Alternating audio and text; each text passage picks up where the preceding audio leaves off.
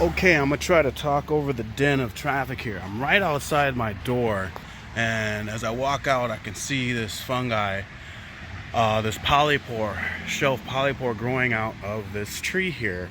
I'm not sure what the tree is, but I'm pretty sure it's a hardwood. We're gonna try to do a spore print on this to positively identify this, but I think this is a resinous polypore, or what's called a isco, Ischnoderma resinosum. Yeah, Ischnoderma resinosum, or polypore here. This will get hard pretty soon. It's late, as well as early autumn, and it will be inedible.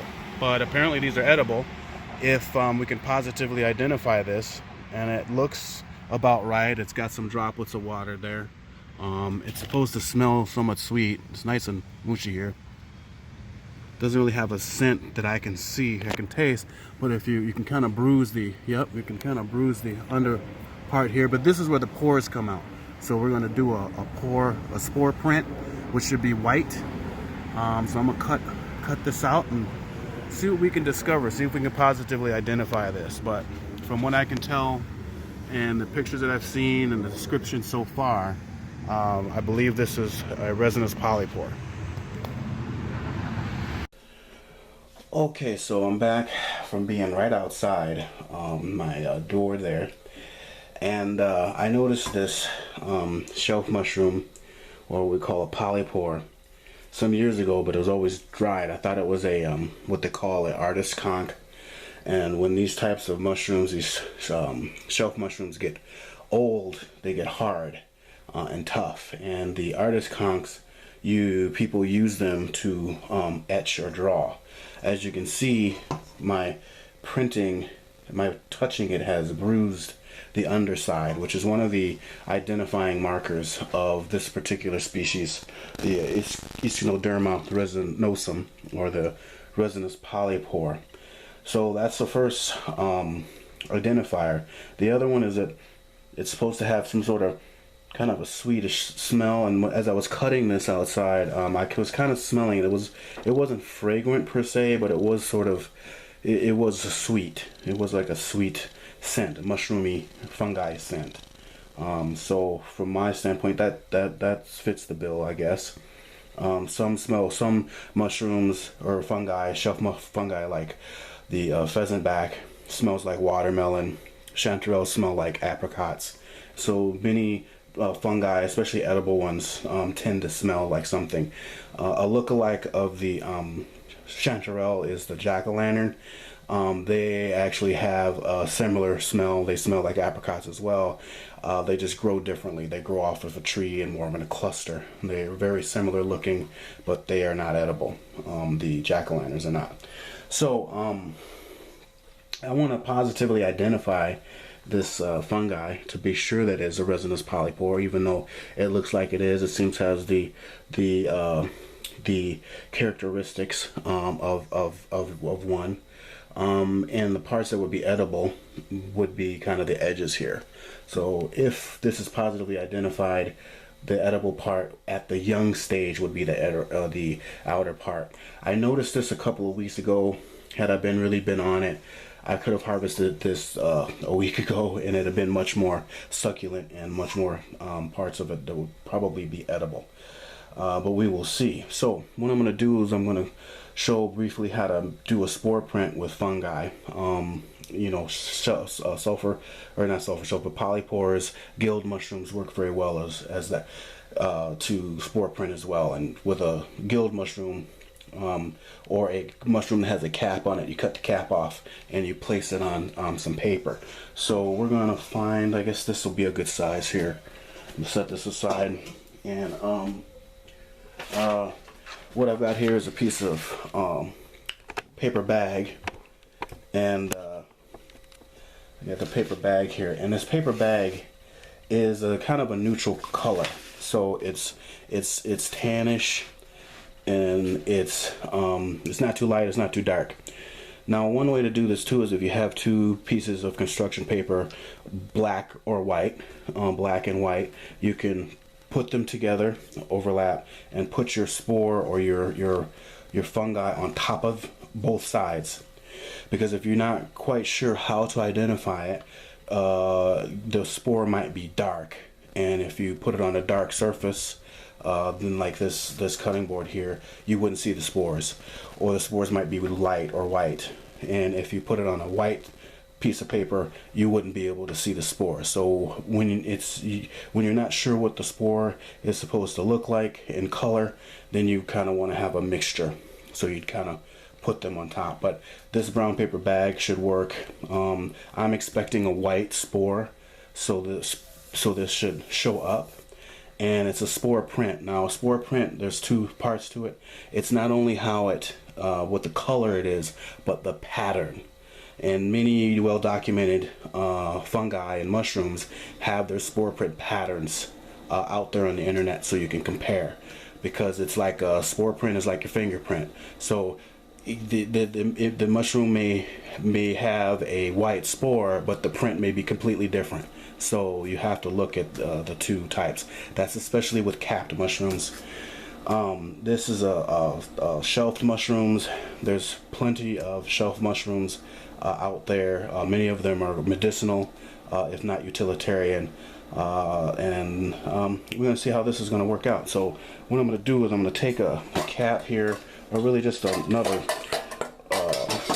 bowl, and I'm going to just cover this up like this for probably about a half hour or so, and I'm going to just let this sit like that. And that's what mushrooms are doing when they bloom like that.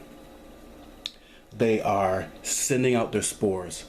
The host, the tree usually that they're feeding off of, or they're working with, is on its way out. It's going to die, or a part of it's dying. So the mycelium, which is this microscopic organism, will send out a bloom or a flower, and that's how it propagates itself. And it sends down spores and whatnot. And that's how it propagates itself, creates more mycelium that finds another host. And so basically mushrooms are the flowering part that you see from the ground or from the side of a tree or whatever, and it's expending or expelling, it's propagating itself is what it is doing. So that's why we can get the spore prints this way. Alright, so we're checking the spore print, which should be white, for the Resinous Polypore, and we'll see what happens here. I adjusted some things. It didn't take a half hour or 15 minutes like normal spore prints from other fungi that I've looked at and identified. It actually took overnight. So this is what we got, and nothing really spectacular, other than you can see the white edges are more white, and those are spores. And like I said, the bottom part of this particular species drops the spores, and they become white. So I'm fairly sure that this is the species that shouldn't do us any harm if we just eat the edges as it is. But again, like I said, it indents, it bruises easy when you touch it. It has a kind of when I freshly cut it yesterday, it had it was almost a faint flowery sweetness, the fungi smell, mushroom smell. It had droplets of water that looked like resin before we cut it from the tree, which is another identifier, and the spores are white. So we're going to go ahead and kind of process these and see if we can cook them up and give them a try.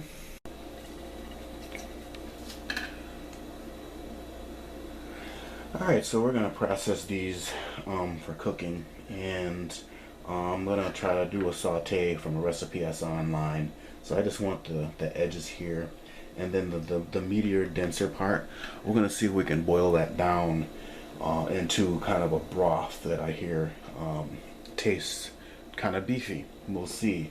And then some leftovers we'll just dehydrate and dry for tea, or as even a soup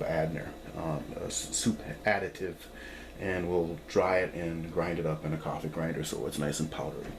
So there's 3 different ways we're going to process these. But first I'm going to try this saute. So I take one of these here. We just want the succulent edges. About right here. Yeah. You can kind of, your knife will tell you about where it starts to get too thick or too dense. And that's what happens with these type of mushrooms, this type of fungi, is they'll get too dense as they get closer to the tree, or as they get older. So I'm almost a week too late, but I was able to take note and be like, wait a minute, that mushroom looks like this mushroom, so let me go check it out. And here we go, here we have it. So, and another food source, I'm fairly certain. So again, it gets pretty dense up in there. So, cut these out here. Yeah, where the knife is going in easy is the edges that should be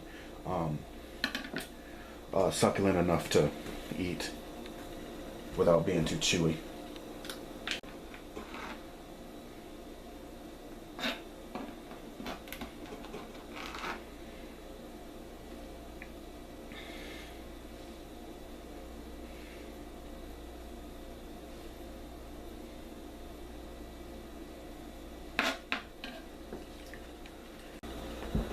Okay, so we have quite a bit of the dense part here. Again, we're going to see if we can we're going to slow cook this and see if we can do a reduction of broth with this. And then this here, the edges here that we cut, go ahead and I'm going to saute these. And these are the real succulent parts. Slice these up real finely. And like I said, there's a recipe I found. I'll share below and give this a try. But this is what we have. Doesn't look like much, but it'll be good. Okay. I'm going to try to thinly slice these. Make them into manageable pieces. Really succulent. I'm looking forward to this actually. I really like mushrooms. I like wild mushrooms. Fungi.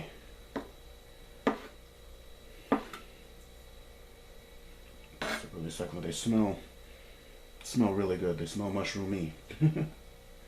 Definitely smell mushroomy.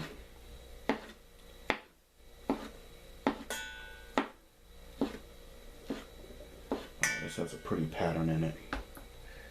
Before it oxidizes and turns brown, it's got a really pretty pattern.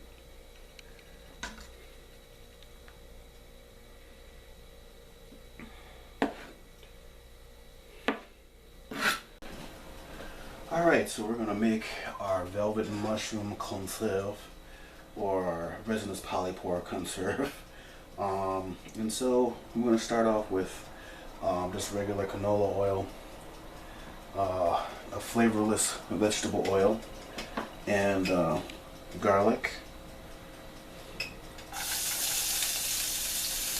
You just want to lightly saute that a little bit. Alright. Then we'll go ahead and add our mushrooms that we sliced up before.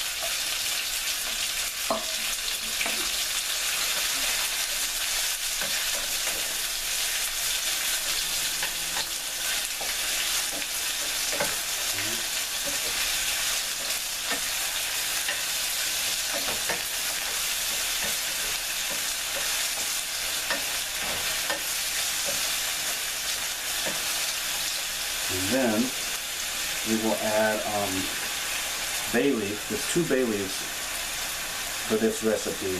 I'm just going to add one. It calls for fresh bay leaf, and it calls for hard herb like rosemary. And I'm using a fraction of this recipe, so I'll list it below. I'm just going to cook that with there.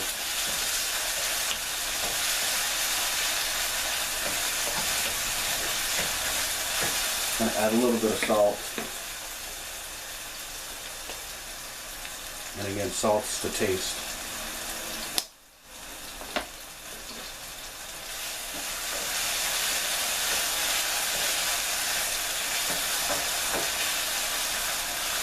starts to smell good.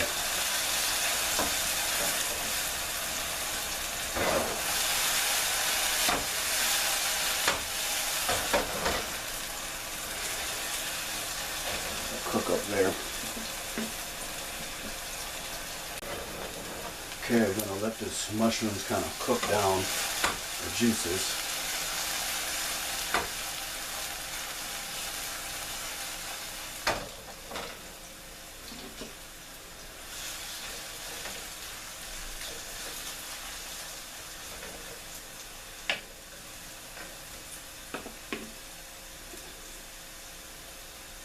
Once the juices have cooked down, we want to go ahead and remove the hard herbs.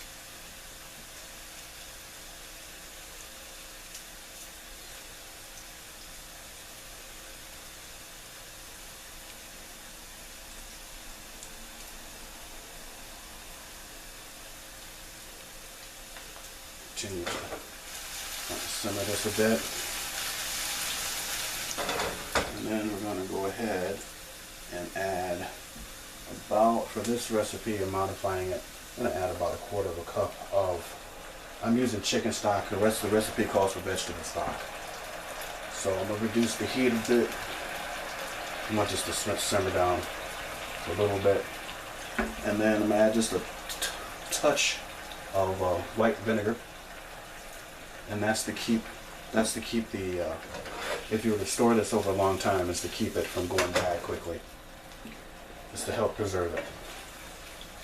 I'm going to let this simmer for a little while.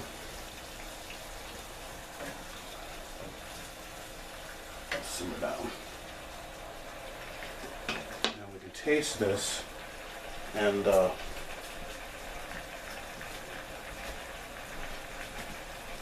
we can taste this and adjust the salt as needed. Oh my God, that's good. That's good. It's maybe a little too salty for my taste.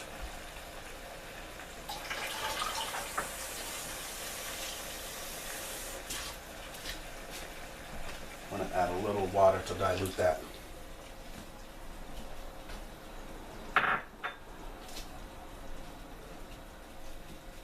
But yeah, let's let this simmer for a while. And then we'll have it. Okay, we're going to let this simmer a little bit longer, but we're going to add a flavored oil like olive oil, grapeseed oil, so on and so forth. This is olive oil, just a little bit, not too much. Again, I modified this recipe, so this is for a much larger batch, so I'm using fractions of that, and I'm eyeballing it. The recipe will be below.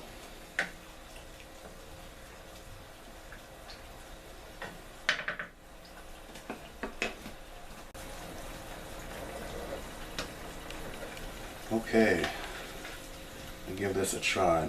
This looks good, smells good, and I tasted it. It tastes good.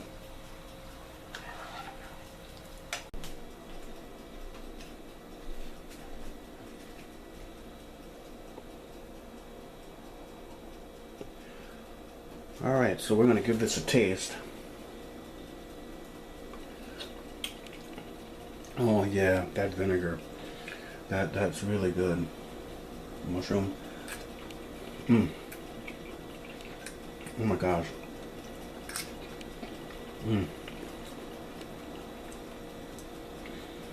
It's really light, delicate. Mushroomy. It's got a nice texture. It's not too overly earthy, but there's some umami in there. Yeah. I'm frustrated I didn't discover this mushroom earlier, because I've seen that species all over the place for over the years. Drat. I guess better late than never, but this is good. And I'll see you guys tomorrow, so it's not going to hurt me. It's not poisonous or toxic. But what I will say is, you never eat raw wild mushrooms or fungi. You never eat anything raw or wild that you haven't 110% identify or sure that you can eat it. A lot of wild vegetables, a lot of wild foods, fungi are packed with nutritions and vitamins and minerals because they grow wild, so they're stronger than cultivated plants that we're used to, which is basically water and sugar. So what can happen is if your body or your system, your individual body chemistry isn't used to eating something that packed full of vitamins, you might feel kind of weird. It might be overwhelming, so proceed with caution. Find, for fungi and mushroom, find some body or a group in your area that are mycologists. That means people who study fungi and mushrooms. You know, find mushroom experts before you go out and try to experiment with this stuff, because it could cost you your life. There's fungi out there that will kill you. Let's see, usually if you have a trouble searching for mycology, most universities have a mycological society or studies program or something like that. So again, be very careful when you're wildcrafting. Be very careful with the fungi. This is most sulfur shells, most polypores, if anything, are just going to be tough and leathery. They're not going to be too noxious. But there's a difference between something poisonous and something that's toxic. Something that's poisonous is most likely going to kill you. Something that's toxic is just make you sick, make you wish you were dead.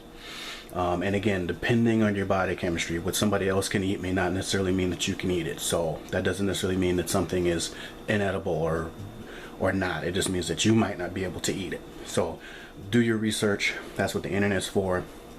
That's what all these types of groups and meetups are for. And proceed with caution, but enjoy. That's good. That's good.